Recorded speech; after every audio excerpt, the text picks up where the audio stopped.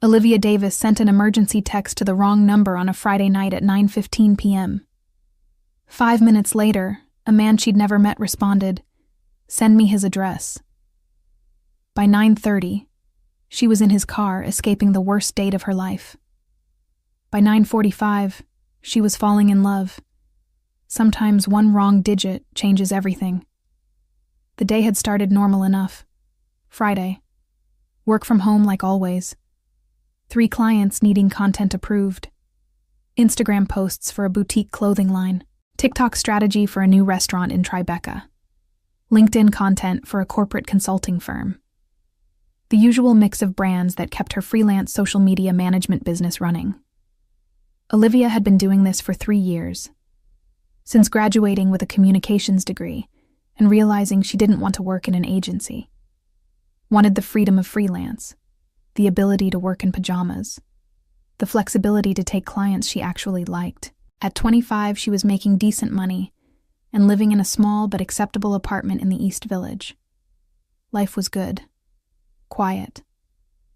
Maybe too quiet. That's what Rachel kept saying anyway. Rachel Torres, best friend since sophomore year of college. Marketing manager at a tech startup. Always insisting Olivia needed to get out more. Meet people. Date. Stop hiding behind her laptop and her cat. The text had come at 5 p.m. Rachel, don't forget tonight. 8 p.m. at Marcello's on Christopher Street. His name is Justin. He's great, I promise.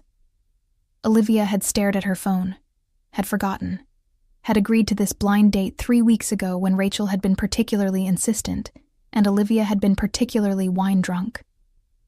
Justin, 32, works in finance, friend of Rachel's boyfriend's cousin.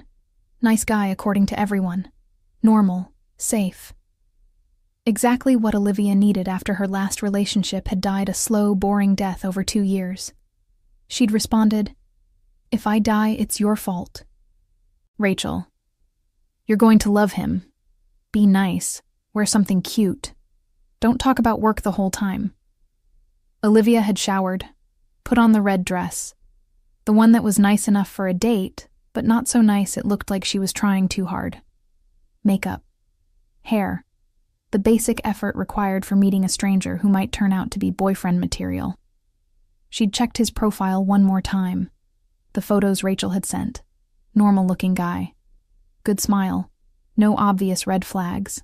Pictures with friends. One with a dog that might not be his. The standard fare of dating app aesthetics. At 7:30, she'd taken the subway to West Village. Had arrived at Marcello's at 7:55. Italian restaurant. Cozy. String lights. The kind of place that was trying to be romantic without being obnoxious about it. Justin had been there already, sitting at a table in the corner. He'd stood when she approached. Smiled. Shorter than his photo suggested. That was fine. Most people were. Hair gelled back, button-down shirt that was trying too hard, cologne that was too strong from 6 feet away.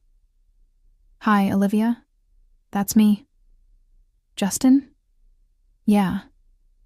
He'd looked her up and down, slowly, deliberately, had lingered on her chest long enough that she'd actually crossed her arms. "Wow. You look even better than your pictures. That dress is." "Wow. Thanks. You too." First red flag. The way his eyes had moved. The way he'd smiled like he'd already decided how the night would end. She'd ignored it, gave him the benefit of the doubt. Maybe he was nervous. Maybe he was trying to compliment her and it came out wrong. They'd sat. A waiter had appeared immediately. Justin hadn't looked at him. "We'll take a bottle of the Barolo," he'd said, pointing at the wine list. "This one, the expensive one." The waiter had looked at Olivia. "Ma'am, would you like—" "She's fine with it," Justin had interrupted. "Trust me, I know wine." Second red flag. The waiter had disappeared. Olivia had opened her menu. "So," Justin had said, leaning forward, "Rachel tells me you do social media?" "I manage social media for brands. Freelance. That's cute. Like Instagram and stuff? And TikTok, LinkedIn, content strategy, analytics. It's actually pretty technical. He'd waved his hand. Yeah, I'm sure it is. I'm in finance, managing portfolios, real money, not like internet stuff. Third red flag. The wine had arrived. Justin had done the whole tasting performance, had swirled it, sniffed it, made a face like he was a sommelier instead of a finance bro from Murray Hill. Perfect, he'd said. The waiter had poured. Justin had immediately filled Olivia's glass to the top. I usually don't drink a full glass at once, she'd said. Live a little. It's Friday night. He'd raised his glass to new beginnings. She'd clinked glasses with him, had taken a small sip. The wine had been good, expensive, wasted on this dinner. So tell me about yourself, he'd said. She'd started talking. About her work, about her clients, about a campaign she was proud of. He'd interrupted her 30 seconds in. That's cool.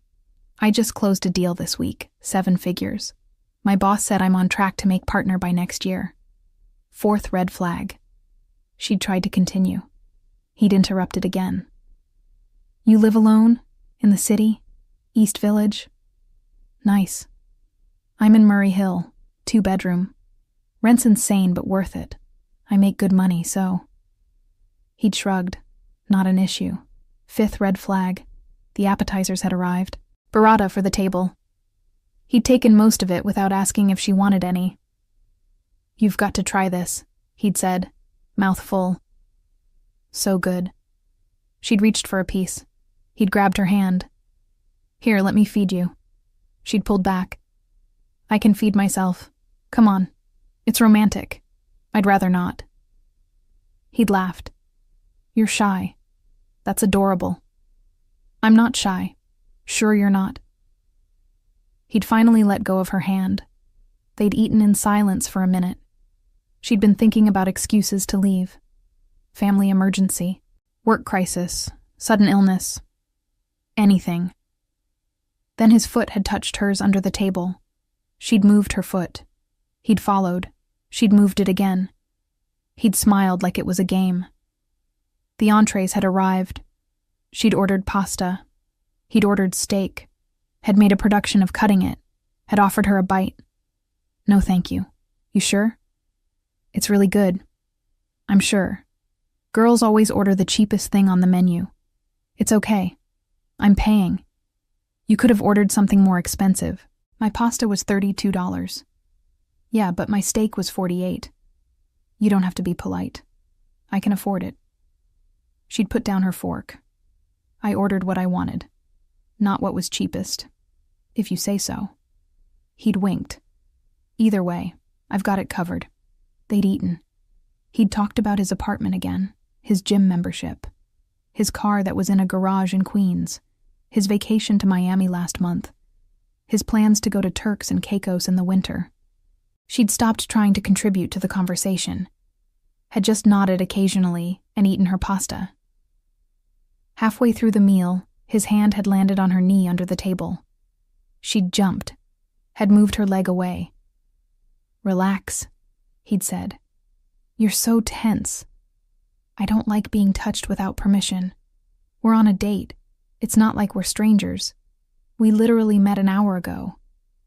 He'd laughed. You're funny. I like that. Playing hard to get. I'm not playing anything. His hand had gone back to his plate, but his smile had tightened. Had gone from friendly to something else, something less pleasant. The rest of the meal had been uncomfortable. He'd kept trying to touch her. Her hand when she reached for her glass. Her arm when he was making a point. Her back when the waiter came to clear plates. Each time she'd moved away. Each time he'd acted like she was being difficult. The check had come. He'd paid with a black credit card, had made sure she saw it, had left a 15% tip on a $200 bill. They'd stood up. She'd been reaching for her jacket when he'd put his hand on the small of her back. So, he'd said, walking her toward the door, his hand still on her back. too low to be polite. My place is like 10 minutes from here. I've got great wine, better than this place. We could continue the night there. She'd stopped walking. Oh, I actually have an early morning tomorrow, but thank you so much for dinner. Come on, one drink. I promise I'm a gentleman. His hand had moved lower. She'd stepped away. I really can't. I need to get home. His expression had changed completely.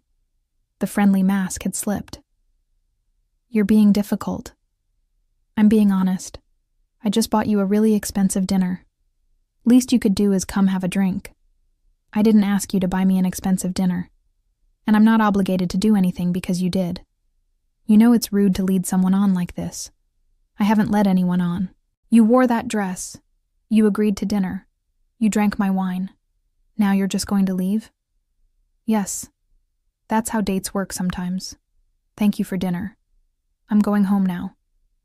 She'd started to walk past him. He'd grabbed her arm, not hard, but firm enough to stop her. Wait, you're really not coming to my place? No, let go of me. He'd held on for another second, then had released her. Fine. Your loss. She'd walked toward the bathroom, had heard him mutter something behind her, had heard the word bitch. In the bathroom, she'd locked the door, had stood there shaking. That had been bad.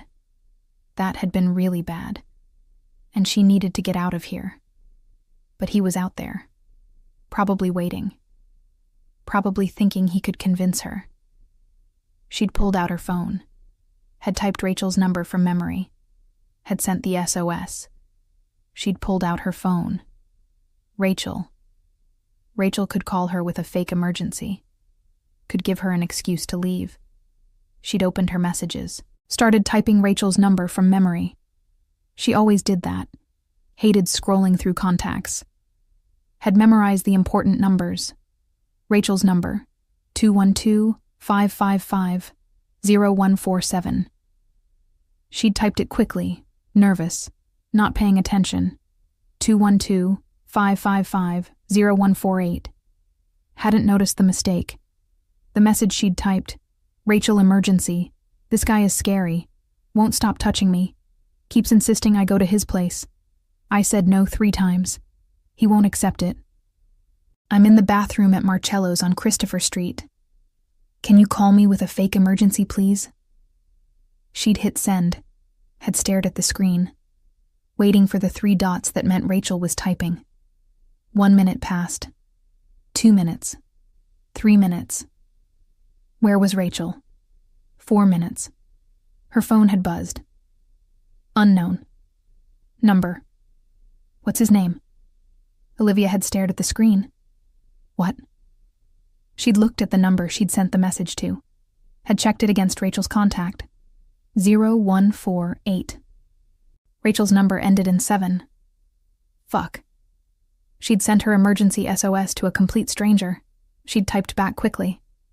Olivia. Sorry, wrong number. The response had come immediately. Unknown. I know. But you're in danger. What's his name? Send me his address. Olivia had read it twice. This person, this stranger, was offering to help. This was insane. This was dangerous. This was probably a terrible idea. But she was desperate. Olivia. Who is this? Unknown. Someone who can help. What restaurant? Marcello's on Christopher? Olivia. Yes, unknown. Stay in the bathroom. I'm handling this. 5 minutes. She'd stared at her phone. What did that mean? Who was this person? How were they going to help? But also, she was in a bathroom, hiding from a creepy guy who wouldn't take no for an answer. And some stranger on the internet was apparently coming to rescue her. Her life had gotten very weird very fast. The man who received Olivia's text had been finishing a meeting when his phone vibrated. Tomas Santoro, 37. Owner of Santoro Construction. 3rd generation in the business. His great-grandfather had started the company in Naples before moving to New York in the 50s. His grandfather had expanded it. His father had legitimized it. Mostly. And Tomas had turned it into an empire. Commercial construction, office buildings, retail developments, renovation projects across Manhattan. The business was clean, legal, every permit filed, every contract signed, every dollar accounted for. What funded the initial expansion 3 generations ago was less clean, but that was history, ancient history. The kind nobody talked about, but everybody knew. He'd been in his office in the financial district, late meeting with a contractor about a project in Hudson Yards, discussing timelines and budgets and the 1,000 small details that went into building something in New York City. His phone had buzzed. Unknown number. He'd normally ignore it. But something had made him look. The message had filled his screen. A woman. In trouble. At a restaurant. With a man who was harassing her. Who wouldn't take no for an answer. Who kept touching her. Who was pressuring her to go home with him. Tomas had felt something activate in his chest. Something protective. Something furious. He'd read it again. Marcello's on Christopher Street. He knew that place. Had renovated it the year before. Knew the owner. Could make a phone call. He'd typed back. What's his name? The response had been immediate. Wrong number, sorry. He'd understood. She'd meant to text someone else. A friend, probably. Someone who could help. But she'd sent it to him instead. And now he had a choice. Ignore it. Not his problem. Let her figure it out. Or help. He'd typed, I know, but you're in danger. What's his name? Send me his address. She'd hesitated. Then, who is this? He'd responded, someone who can help. What restaurant? Marcello's on Christopher? Yes. He'd stood up. Had grabbed his jacket. Had looked at the contractor sitting across from his desk. Emergency. We'll finish this Monday. He'd walked out before they could respond. In the elevator, he'd dialed Marcello's. Had waited through 2 rings. Marcello's, good evening. This is Tomas Santoro. I need to speak to the manager. 1 moment, sir. 30 seconds. Then, Mr. Santoro. This is Giovanni. How can I help? Giovanni, I need a favor. You have a woman there, in the bathroom. She's with a guy who's being inappropriate. I need you to get her out of there. Family emergency. Her ride is outside. Can you do that? Of course, sir. Right away. Anything else? The guy stays. Don't make a scene. Just get her out safely. Understood.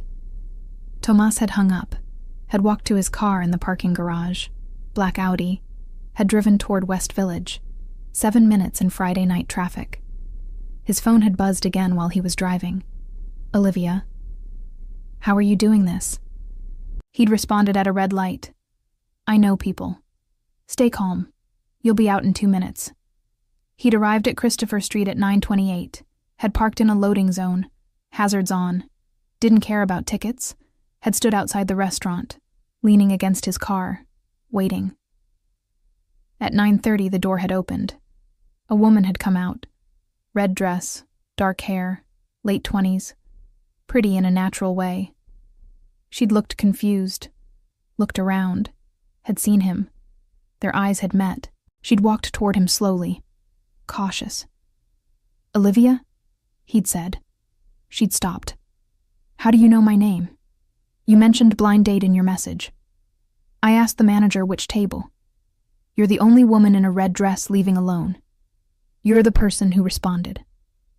Tomas Santoro. He'd pushed off the car, stood up straight. Get in.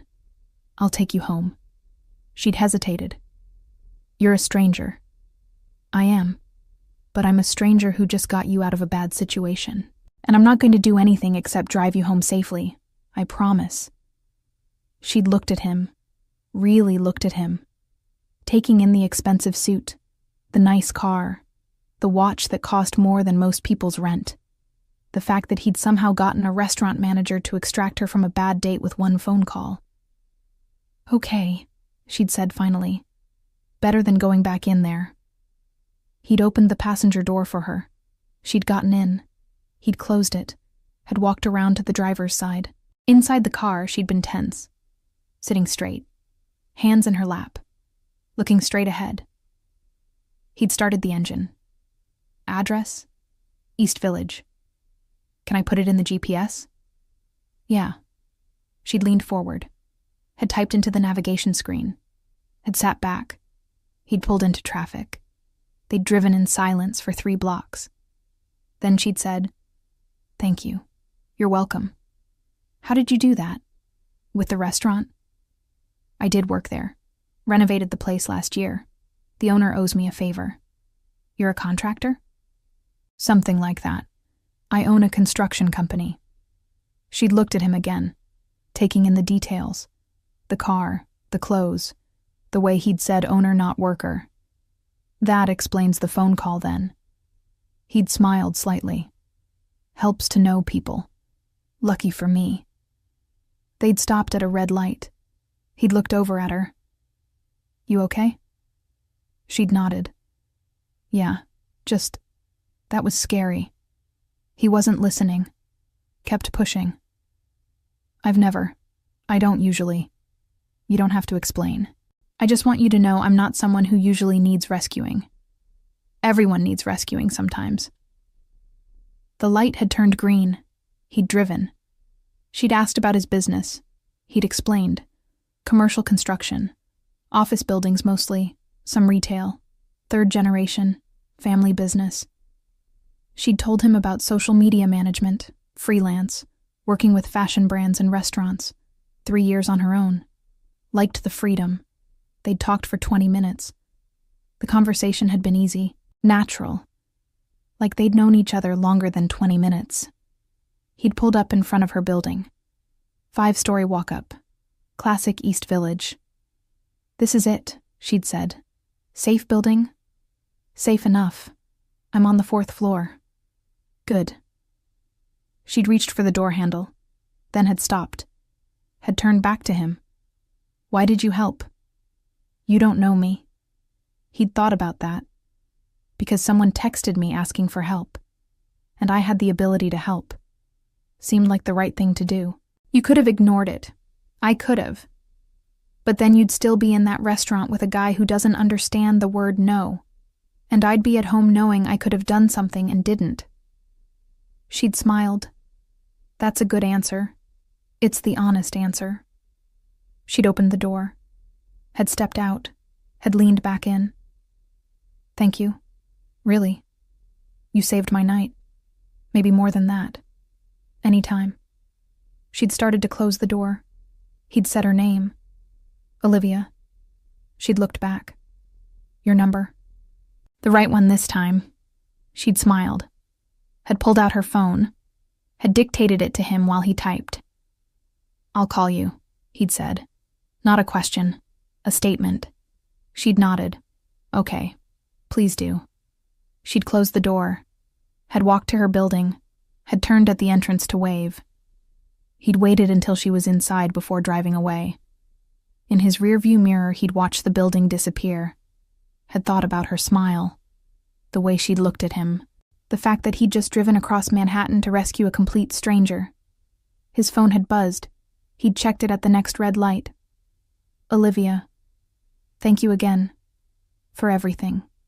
I owe you." He'd typed back, "You don't owe me anything, but I'm still calling you tomorrow." Her response, "I hope you do." He'd smiled. Had driven home to his loft in Soho. Had poured himself a drink. Had sat on his couch looking at the city through floor-to-ceiling windows. Had thought about how a wrong number had just become the most interesting thing to happen to him in months. The next morning, Tomas had texted her at 8 a.m. "Good morning. Hope you slept well. Coffee?" Olivia had woken up to the message, had smiled at her phone, had checked her reflection in the mirror, had decided she looked acceptable enough, had typed back immediately. "I'd love that. 10 a.m.? There's a place on Bleecker. Best espresso in the village. Perfect. See you then." She'd gotten ready carefully. Not too much effort, but enough. Jeans, sweater, hair down, Minimal makeup. The kind of look that said I tried but not too hard. Had arrived at the cafe at 9:55. Early. Always early. A nervous habit she'd never broken. The place had been small. 10 tables. Exposed brick. Plants in the windows. The smell of coffee and fresh pastries. She'd gotten a table in the corner. Had ordered water. Had waited. He'd arrived at exactly 10. Had walked in and immediately found her. Had smiled. That smile that made her forget she was in public. He'd been in jeans, dark gray Henley, leather jacket, hair slightly damp like he'd showered recently. He looked different than last night. More relaxed, more approachable. More like someone she could actually know instead of someone who'd rescued her. "Morning," he'd said, sitting across from her. "Morning. You found it okay? I know this place. Come here sometimes when I'm in the neighborhood." They'd ordered espresso for him, cappuccino for her, croissants, because the woman at the counter had insisted they were fresh from this morning and would regret saying no. "So," he'd said, "how'd you sleep?"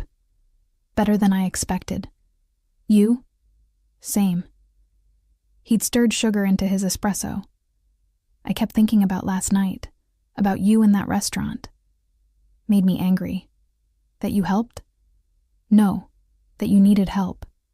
That guy was an asshole. He really was." She'd broken off a piece of croissant. "Thank you again. For everything. I don't know what would have happened if—" "You don't have to think about that. I know. But still. You didn't have to get involved. Most people wouldn't have. Most people didn't get your text." She'd smiled. "Lucky me. Wrong number. Right person. Very lucky." They'd talked for an hour. Then 2. Then 3. The cafe had filled up around them. Had emptied. Had filled again. They hadn't noticed. He'd told her about growing up in Naples. About the noise and the chaos and the way everyone knew everyone. About moving to New York at 15 and hating it. About missing the sun and the sea and his mother's cooking. "Why'd you move?" she'd asked. "My father. Business opportunity. He needed to be here. Brought me with him. My siblings were too young to leave my mother, so it was just us. Building something new. Did you ever think about going back?" "All the time. Especially at first. But then—" He'd shrugged. "New York gets in your blood, you know? The energy. The possibility.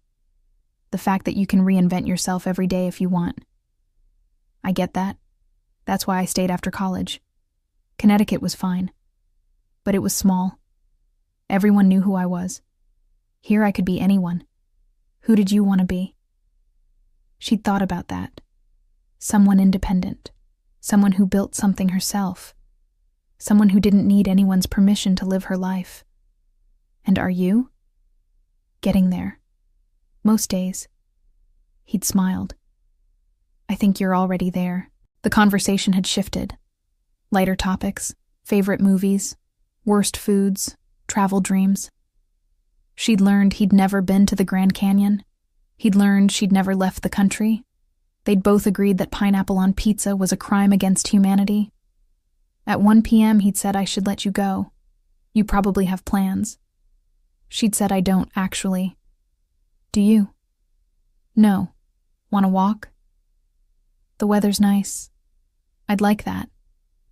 They'd walked through Washington Square Park, had watched street performers, had sat on a bench and people watched, had talked about nothing important and everything important.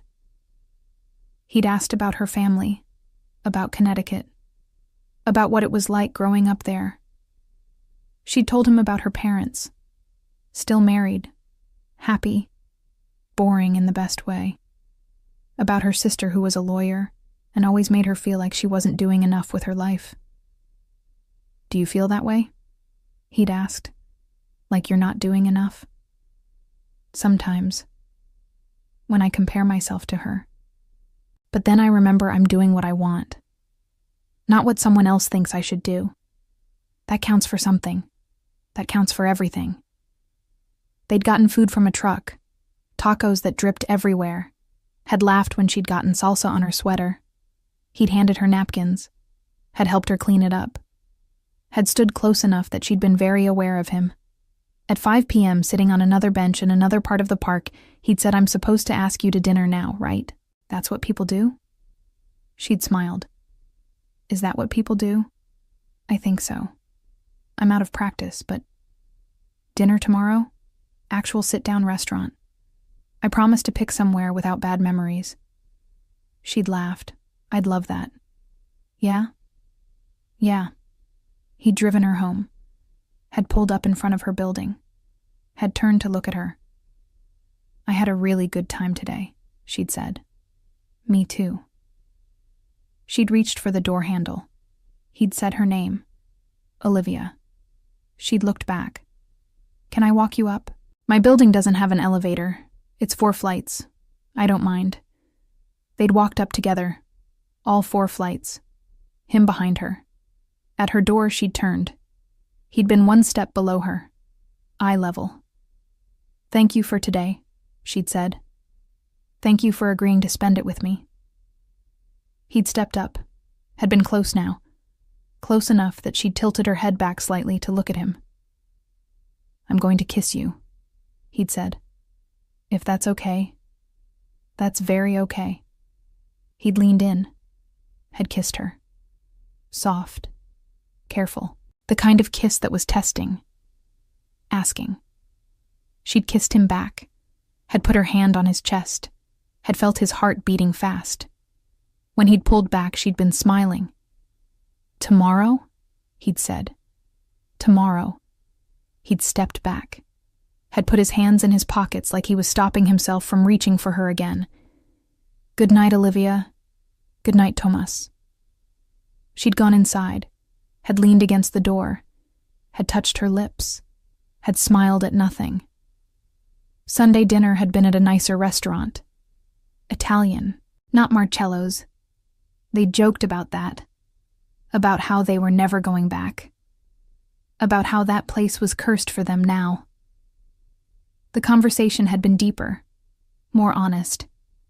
He'd talked about the pressure of running the business, of being 3rd generation, of trying to make it his own while respecting what came before. She'd talked about her ex, about David, about 2 years that had felt like 10, about how she'd stayed because it was easy, because leaving felt harder, until one day staying felt harder, and she'd finally had the courage to go. "Do you regret it?" he'd asked. "The relationship or leaving?" "Both." She'd thought about that. "I regret staying as long as I did, but I don't regret leaving. That was the right choice, even if it was scary." "What made you finally do it?" "I realized I was waiting for it to get better, for him to change, for us to suddenly become what I wanted us to be. And then I realized I'd been waiting for 2 years, and nothing had changed, and it never would. So I left. That takes courage, or stupidity. Still not sure which." He'd smiled. Definitely courage. They'd split dessert, tiramisu, had used 2 forks, had laughed when they reached for the same piece. At her door that night, he'd kissed her properly. Not careful, not testing, like he'd been thinking about it all day and couldn't wait anymore. She'd invited him in. He'd accepted. They'd sat on her couch, had talked until 2 a.m., had fallen asleep there together, fully clothed, completely innocent. She'd woken up at 8 to find him in her kitchen making coffee. "You found everything okay?" she'd asked. "I'm resourceful." She'd smiled, had joined him, had accepted the mug he offered. They'd made breakfast together, eggs and toast. Simple, easy, like they'd been doing this for years. Over breakfast, he'd said, "I want to see you again. We just saw each other. I'm seeing you right now. I mean later, tonight, tomorrow. Every day if you'll let me." She'd looked at him. "That's a lot of seeing each other for 2 people who just met." I know, but I like you. And I don't see the point in pretending I don't or playing games about it. So, every day? She'd smiled. Every day. The first week they'd seen each other 4 times. Coffee, lunch, dinner, a movie. They'd texted constantly. Good morning messages, random thoughts during the day, good night texts that turned into hour-long conversations. Rachel had called her on day 5. Okay, who is this guy? You've been glowing. The wrong number. What? Olivia had explained. The date, the text, the rescue, everything. Rachel had been silent for a full 10 seconds. You're telling me you sent an SOS to a random number and got a literal knight in shining armor? Apparently.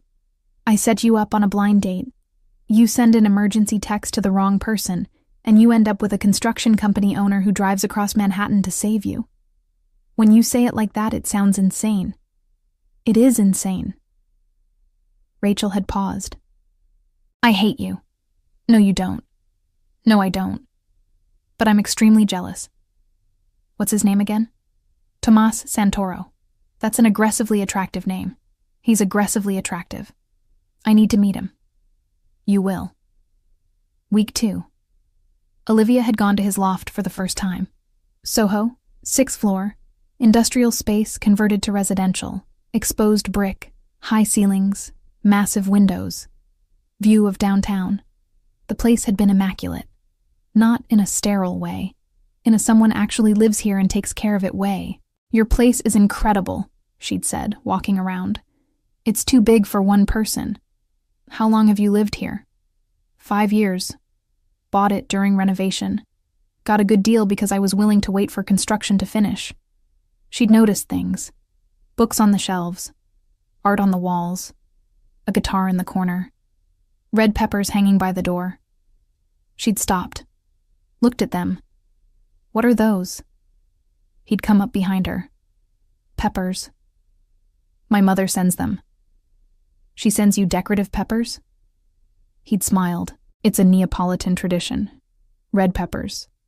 Protection against the evil eye. Every door in her house has them. She mails me new ones every time I visit. Your mother believes in the evil eye? Religiously. And she's convinced I need protection in New York. So, peppers. That's sweet. That's my mother. They'd had dinner on his terrace. Wine and pasta he'd made from scratch. The city had spread out below them like proof that life could be good. After dinner, after wine, they'd been sitting on his couch when he'd said, I need to tell you something. She'd looked at him. Okay. He'd been quiet for a moment, choosing words. My business is legitimate. Every contract, every building, every dollar is legal and accounted for. I've made sure of that.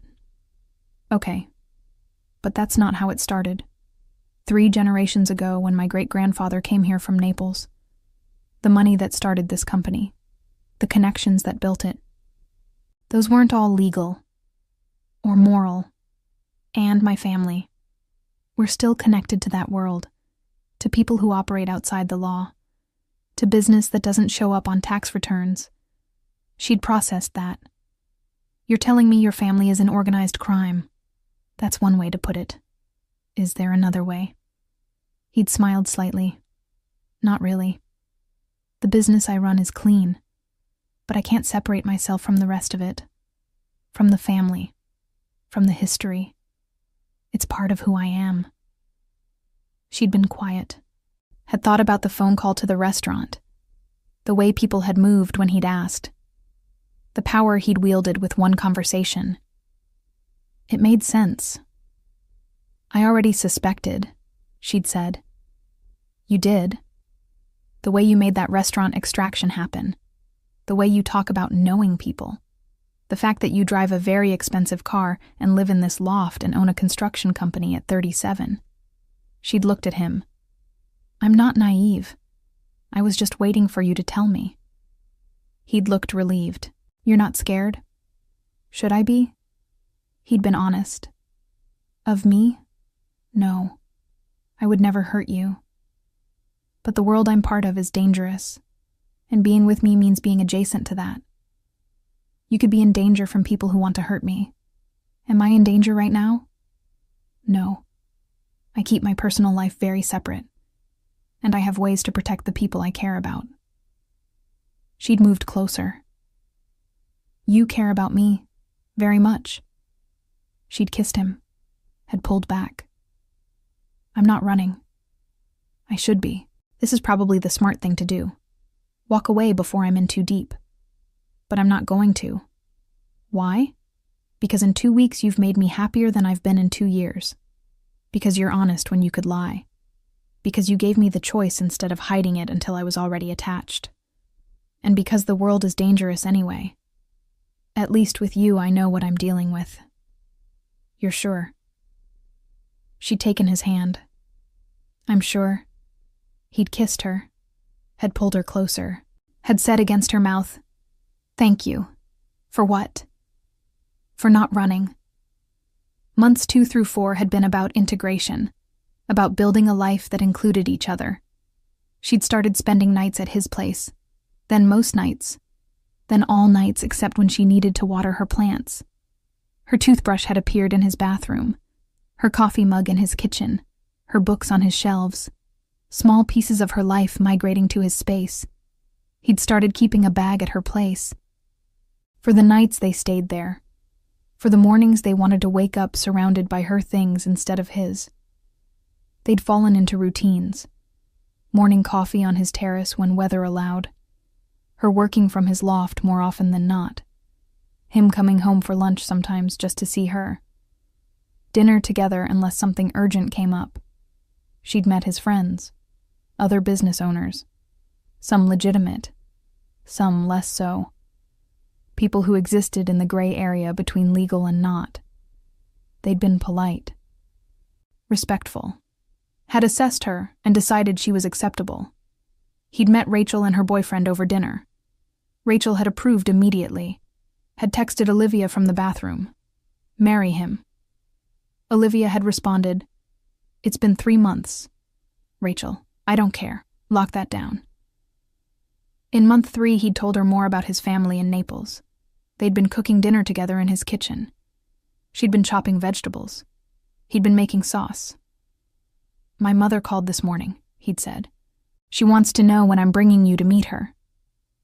Olivia had looked up. "To Naples? That's where she lives.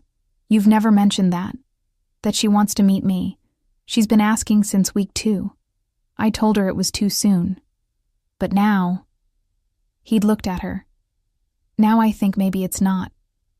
You want me to meet your family? I want you to meet my mother, and my siblings, and approximately 40 cousins who will have opinions about you." She'd smiled. "That's a lot of people. Santoros don't do anything small." "When would we go?" "Month 4. I usually visit in spring anyway." "She'd love you." "How do you know?" "Because I love you. And my mother has good taste." Olivia had put down the knife. "You love me?" He'd turned off the stove. Had walked over to her. Had taken her hands. "Yes, I love you. Have since probably week 2. Didn't want to scare you off by saying it too soon." She'd kissed him. "I love you too. Yeah? Yeah. Have since probably the first coffee. When you spent 3 hours talking to me about nothing and everything. When you didn't try to impress me. When you just were yourself." He'd kissed her properly then. Had pulled her against him. Had said, "So, Naples?" She'd smiled against his mouth. Naples. Month 4. They'd hosted dinner at his loft. It had been Olivia's idea. Or maybe it had been mutual. They'd been talking about friends meeting each other. About integrating lives instead of keeping them separate. "Let's have people over," she'd said. "Your people. My people. Mix them. You want to host? Here? Is that okay? It's your place. It's our place. And yes, let's do it." They'd planned it carefully. 6 people. Intimate. Not overwhelming. Rachel and her boyfriend Matt. 2 of his business associates. Angelo and Vittorio, and their partners. Friday night, 8 p.m. Olivia had been nervous all day, had changed the table settings 3 times, had rearranged furniture, had stressed about the menu. "We're ordering in," Tomas had reminded her. "From that Italian place you love. It's going to be fine. What if they don't get along? What if it's awkward? What if—" He'd pulled her close. "It's going to be perfect. Because you're here. And everyone's going to see what I see. That we work." The doorbell had rung at 7:58. Rachel, always early like Olivia, she'd walked in, had looked around, had whispered to Olivia, "Holy shit, this place is incredible." "I know. You live here now?" Basically. Rachel had met Tomas, had shaken his hand, had assessed him with the protective energy of a best friend who'd heard all the stories. "So you're the wrong number," she'd said. Tomas had smiled. "That's me. Thank you. For getting her out of that situation. She told me everything. You're kind of a hero. I'm really not. Just did what anyone should do. Not anyone would. Trust me." She'd squeezed his hand. "You're good people. I can tell." The others had arrived. Angelo and Vittorio, 50s. Expensive suits. Wives who were elegant and quiet. Matt who was nervous and trying not to show it. The food had been set up buffet style. Wine poured. Conversation started. Olivia had watched the groups mix. Rachel talking to Angelo's wife about fashion. Matt and Vittorio discussing sports. Tomas moving between conversations, making everyone comfortable. At dinner, someone had asked the question, "So how did you two meet?" Olivia had looked at Tomas. He'd nodded. "Your story." She'd told it. The whole thing. The terrible date. The panic in the bathroom. The wrong number text. The rescue. Everyone had been riveted. "Wait," Rachel had said. "You're telling this story like I haven't heard it 40 times. But hearing it with him here," she'd pointed at Tomas, "makes it different. You actually showed up. Drove across Manhattan, got the restaurant to extract her. For a complete stranger." Tomas had shrugged. "She needed help. I could help. Simple." "That's not simple," Angelo had said. "That's—" He'd looked at his wife. "That's what you do when you care about someone. Not a stranger." Tomas had looked at Olivia. She wasn't a stranger for long. The dinner had continued, stories shared, laughter, wine refilled. At one point, Olivia had stood to clear plates. Rachel had joined her in the kitchen. "This is serious," Rachel had said. "Like really serious. I know. You love him. I do. And he loves you. Anyone can see it. The way he looks at you. Like you're the only person in the room." Olivia had smiled. "It feels like that. With him. Like I'm the only person that matters. That's how it should feel." Rachel had hugged her. "I'm happy for you. Even though this whole thing is completely insane. The best things usually are." Later that night, after everyone had left, after dishes were done and furniture moved back and the loft quiet again, they'd sat on the terrace, city lights below, wine in hand. "That went well," Olivia had said. "Better than well." He'd pulled her closer. "Everyone loved you." Angelo pulled me aside. Said he's never seen me like this. Said whatever I'm doing, I should keep doing it. "What are you doing?" "Loving you." He'd kissed the top of her head. "Every single day." "I love you too." She'd turned to look at him. "This is real, isn't it? This is actually happening. This is the most real thing in my life." "Good. Because I'm all in. On this. On us. On whatever this becomes." He'd set down his wine. Had pulled her into his lap. Had kissed her properly. When they'd broken apart, he'd said, "I want you to move in. Officially. Not just staying here. actually living here. Your name on the lease, your mail coming here, all of it. That's a big step. I know, but we're taking it anyway.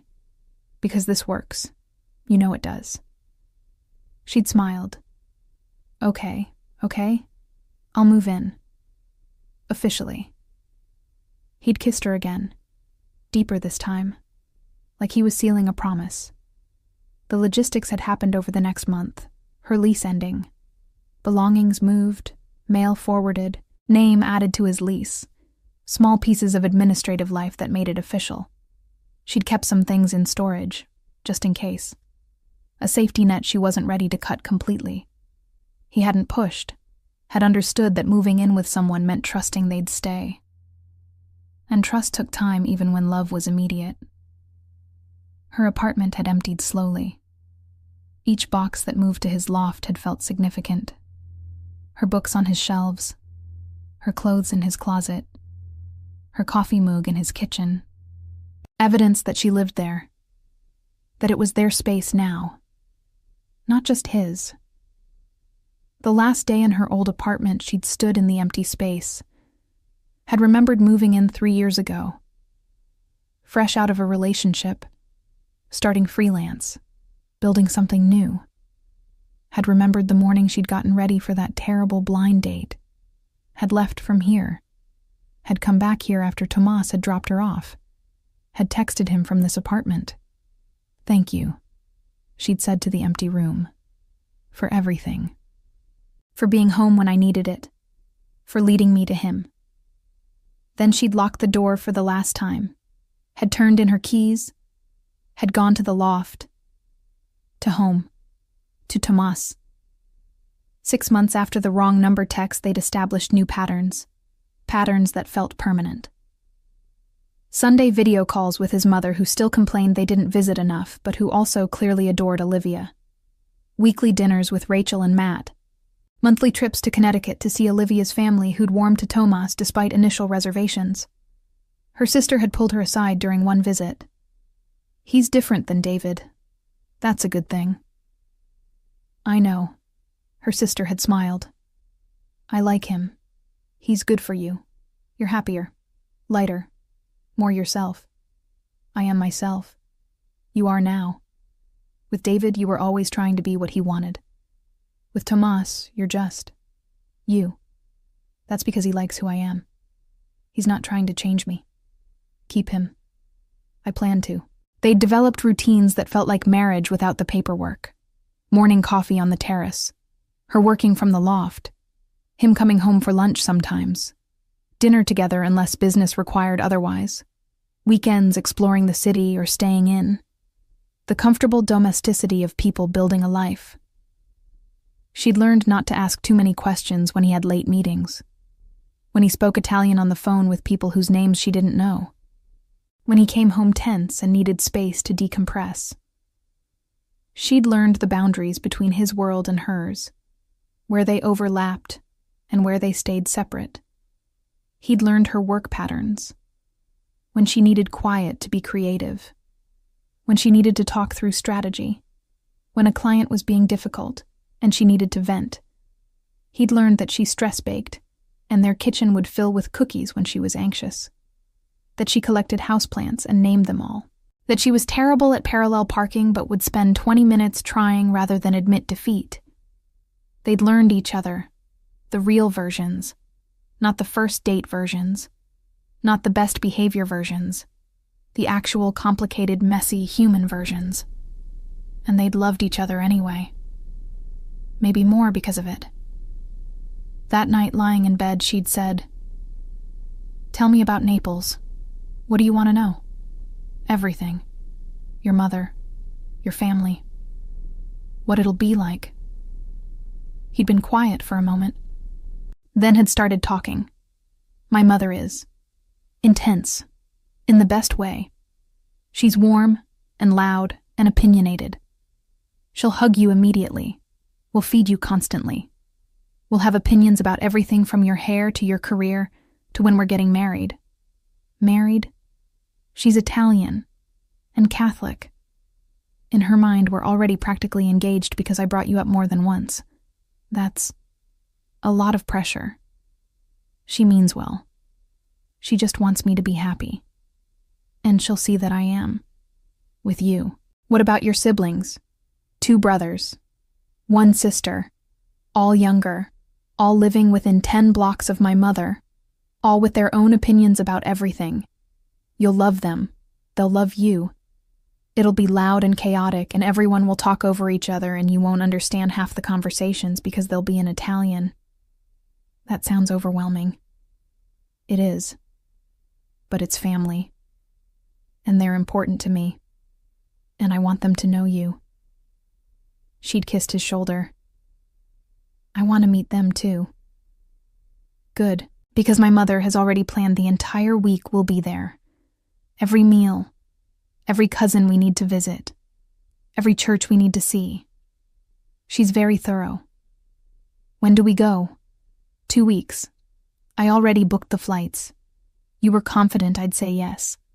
I was hopeful. She'd smiled in the dark. I'm glad you were. The trip to Naples had been in April. 9 days. Olivia had been terrified for the entire 2 weeks leading up to it. Had bought new clothes. Had tried to learn basic Italian from an app. Had asked Tomas 1,000 questions. What if they don't like me? What if I say something wrong? What if I can't understand anyone? What should I bring? What should I wear? Is there anything I absolutely shouldn't do? He'd been patient with every question. Had assured her she'd be fine. Had told her his family would love her. Had reminded her that being herself had worked so far. The flight had been 8 hours, direct from JFK to Naples. She'd barely slept. Had watched 3 movies and hadn't absorbed any of them. Had held his hand during landing. They'd cleared customs. Had grabbed their bags. Had walked into arrivals. His mother had been impossible to miss. Small woman, maybe 5'2". Silver hair pulled back in a perfect bun, wearing a dress and heels like she was going to church instead of picking someone up from the airport. Sharp dark eyes that had locked onto Tomas immediately. She'd said something in rapid Italian. Had pulled him into a hug that involved hitting his arm multiple times while also kissing both cheeks. Then she'd turned to Olivia, had looked her up and down once, had smiled, had opened her arms. Finalmente. Olivia had stepped forward, had been pulled into a hug that squeezed the air from her lungs, had felt the woman's hand pat her back, had heard her say something in Italian that sounded approving. When she'd pulled back, she'd held Olivia at arm's length. You are beautiful, she'd said in accented English. Welcome. You are family now. Just like that. No testing period. No earning it. Decided. Tomas had smiled. Mama, this is Olivia. Olivia, my mother Maria. Nice to meet you, Olivia had managed. Maria had waved her hand. No, not nice. Perfect. You are perfect. Come. We go home. Everyone is waiting. The drive from the airport had been chaos. Maria had talked the entire time, switching between English and Italian, asking Olivia questions and not waiting for answers, telling Tomas about family drama he'd missed, pointing out landmarks. This is where your Uncle Carlo had his restaurant. Gone now. He retired. And here. This is where your cousin Gianna got married. Beautiful wedding. You should have been there. And this is...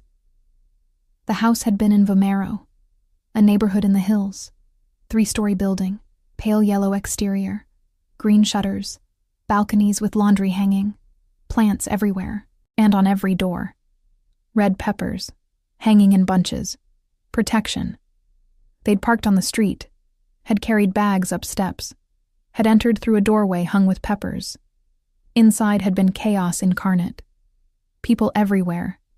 Tomas's siblings, their partners, children running, dogs barking, someone cooking, someone arguing, someone laughing, all at volumes that seemed impossible. The moment Tomas had entered, everyone had converged. His brothers, Marco and Luca, both younger, both built like him, both loud, both talking over each other to greet him. His sister Sophia, youngest, tiny like their mother, fierce energy, had hugged him, then immediately started hitting his arm. "You never call," Mama cries. "You're terrible. Who is this?" She turned to Olivia, looked her over, smiled. Finally, someone pretty enough to deal with him. "I'm Sophia. Welcome to the madness." Olivia, she'd managed. The next 3 hours had been introductions. Names she'd forget immediately. Cousins and aunts and uncles. Everyone had opinions. Everyone had questions. Everyone had been warm and loud and overwhelming. Dinner had been at 3 p.m., because apparently that's when Italians ate on Sunday. The table had stretched through 2 rooms, 20 people, 4 generations. Food that kept appearing from the kitchen, antipasto, then pasta, then meat, then salad, then fruit, then espresso, then cookies, then digestivo. It never stopped. Maria had placed Olivia next to her, had served her food, had insisted she eat more, had told stories about Tomas as a child that made everyone laugh and made him groan. He was terrible, Maria had said. Always in trouble. Always getting into fights. Breaking things. His father would say he has the Santoro temper. I would say he gets it from his father. Everyone had laughed. Tomas had smiled, had reached over to squeeze Olivia's hand under the table. The conversation had flowed in 3 languages. English when they remembered Olivia, Italian when they forgot, Neapolitan dialect when they really forgot. She'd caught maybe 30%. But the energy had been clear. This was family. Loud and chaotic and full of love. After dinner, Maria had taken her on a tour of the house. Every room had told a story. Photos on every wall. Tomas as a baby, as a child, as a teenager trying to look tough. His siblings at every age. His father in photos from when he was alive. "This was my husband," Maria had said, touching a photo. "Antonio. He died 6 years ago. Heart attack. Tomas looks like him. Acts like him. Stubborn. Both of them." "I'm sorry," Olivia had said. Maria had smiled. He was a good man, loved his family, built business for his children. She'd looked at Olivia. "Tomas does same thing, works hard, protects family. This is good man. You understand?" "I understand. Good." They'd walked through the kitchen, through the living room, upstairs to the 2nd floor. More photos, more stories. Maria had pointed to red peppers at every door. "Protection," she'd explained. "From bad energy, from people who wish harm, from evil eye. Old tradition. From my grandmother. From her grandmother. We keep it." "Do you really believe it works?" Olivia had asked. Maria had shrugged. Maybe yes, maybe no. But why take chance? She'd touched the peppers by the door. "I send to Tomas in New York. He needs protection there. Now I send for you too. For both of you. Thank you. You are family now. This is what we do." The week had been full. Every day planned. Every meal an event. Every cousin had needed to visit. Monday had been the market. Maria had taken her through the outdoor mercado, had shown her how to pick vegetables, how to smell fish to check freshness, how to haggle with vendors, had bought ingredients for a feast. That afternoon, Maria had taught her to make pasta, from scratch, flour and eggs and nothing else, how to knead it, how to roll it, how to cut it. Patient instruction, gentle corrections. "You do this for Tomas," Maria had said. "He loves homemade pasta. We'll remind him of home." Tuesday had been Tomas's brothers. Marco and Luca had taken them to the coast, to Positano. Stunning cliffs and blue water and lemon trees. They'd eaten lunch at a restaurant overlooking the ocean, had drunk limoncello, had laughed until Olivia's face hurt. Wednesday had been Sophia's day. Shopping in the city center, tiny streets, artisan shops. Sophia had talked nonstop, about growing up with 3 brothers, about being the baby, about missing Thomas since he left. He's different now, she'd said. Happier. Because of you. We can tell. I'm happy too, Olivia had said. Good. Then you keep him. Don't let him mess this up. Thursday had been family dinner again. More cousins. More stories. More food. Olivia had understood more Italian now, had picked up phrases, had laughed at jokes she actually understood. Friday had been the churches. Maria had insisted. 3 different churches.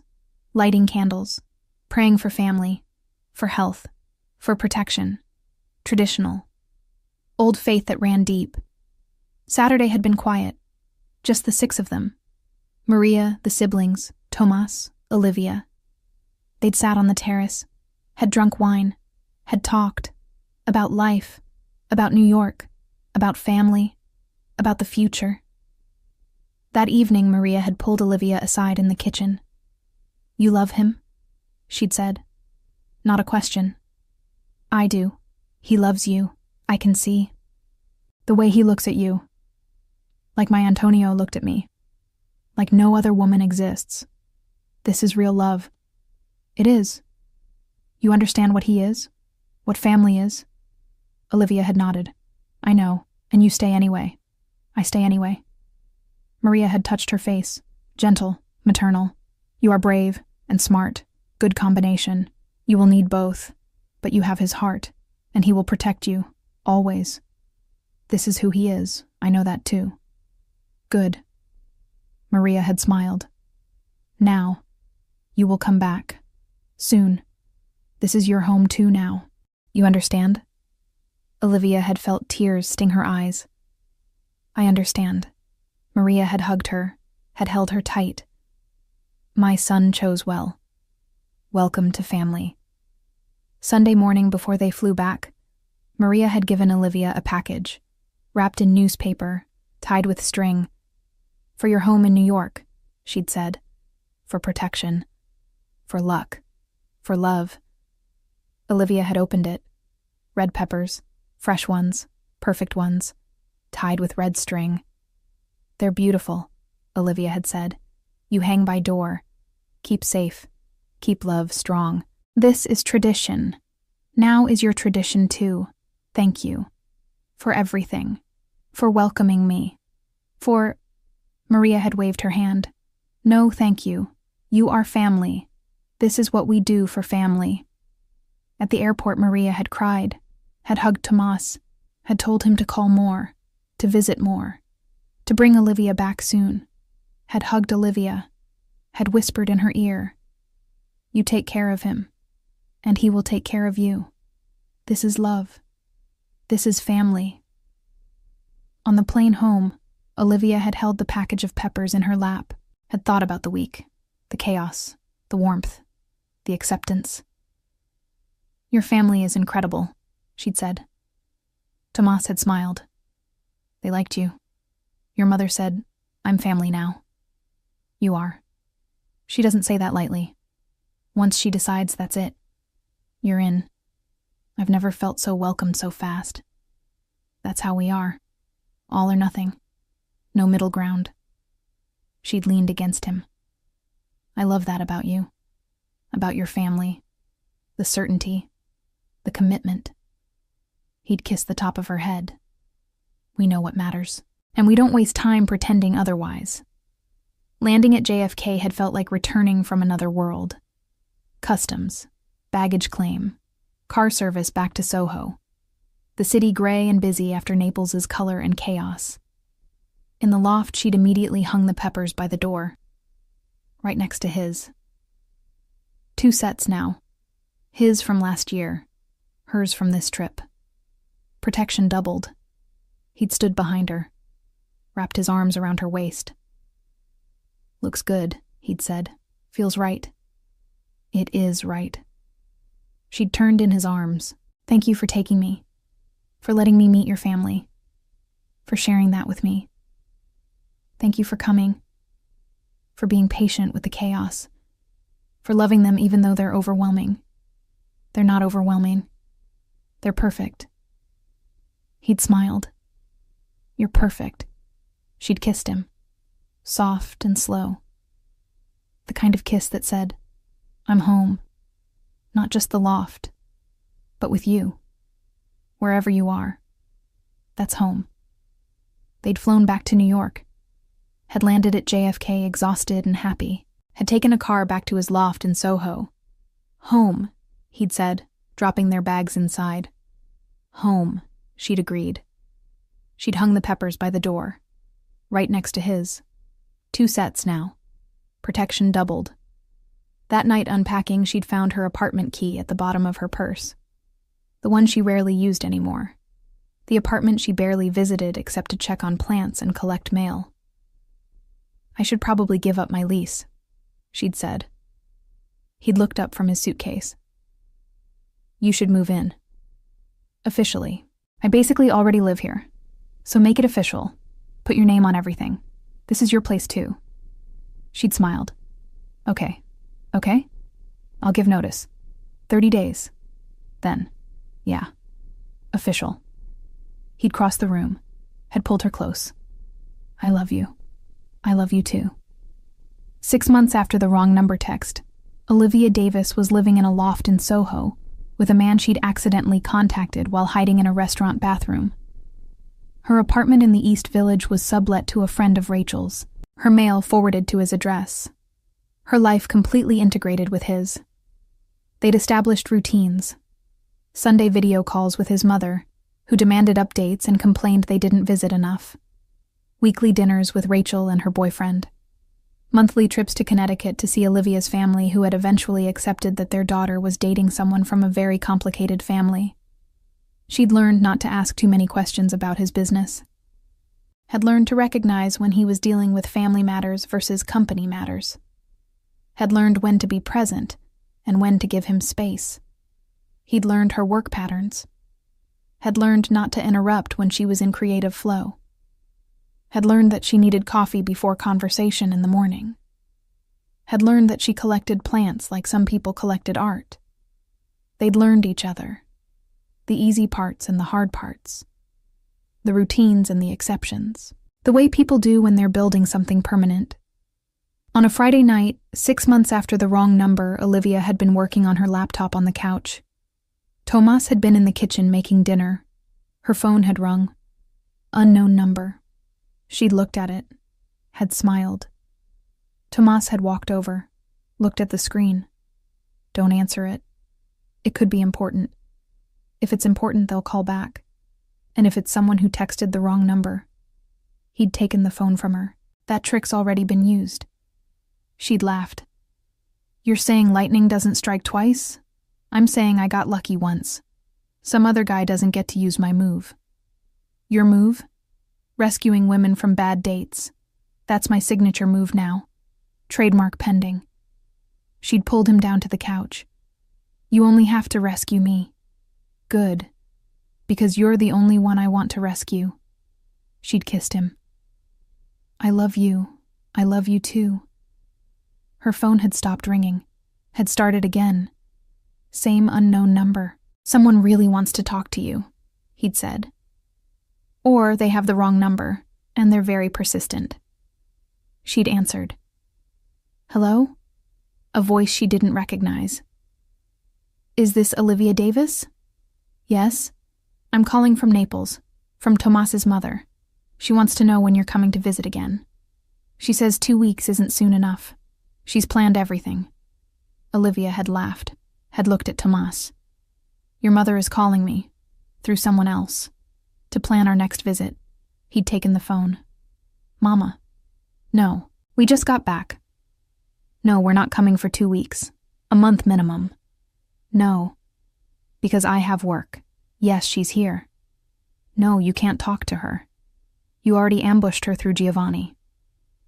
Olivia had watched him argue with his mother in Italian, had watched him smile despite the exasperation, had thought about how her life had changed because of one wrong digit, had thought about Justin, the terrible date, about the panic in the bathroom, about typing a number from memory and getting it wrong by 1 digit, about Tomas reading that text and deciding to help, about him driving to West Village, About him standing outside Marcello's waiting for her. About coffee and walks and dinners, and meeting his mother and moving in and building a life. All because she'd typed an 8 instead of a 7. He'd hung up. Had handed her phone back. She says we're coming for 2 weeks in June, and she's not taking no for an answer. That's 3 months away. She's Italian. She plans ahead. He'd sat next to her. Are you okay with that? Going back to Naples? Yeah. She'd leaned against him. I'm okay with anything as long as it's with you. He'd kissed the top of her head. Good answer. They'd sat there on the couch, her laptop abandoned, his dinner probably burning. The city lit up outside the windows. Sometimes one wrong digit changes everything. Sometimes you send an emergency text to a stranger and he shows up to save you. Sometimes that stranger becomes the person you build a life with. Sometimes the worst date of your life leads to the best relationship you've ever had. Olivia Davis sent a text to the wrong number on a Friday night in October. By Saturday, she'd met Tomas Santoro. By April, she'd met his family in Naples. By June, she was living with him in Soho with red peppers hanging on the door for protection and love and luck. Sometimes mistakes are exactly what you need. Sometimes typing 8 instead of 7 is the best thing you'll ever do. Sometimes the wrong number is actually the right one. You just don't know it until someone responds, "Send me his address," and shows up to rescue you. That's how love works sometimes. Wrong number, right person, perfect timing.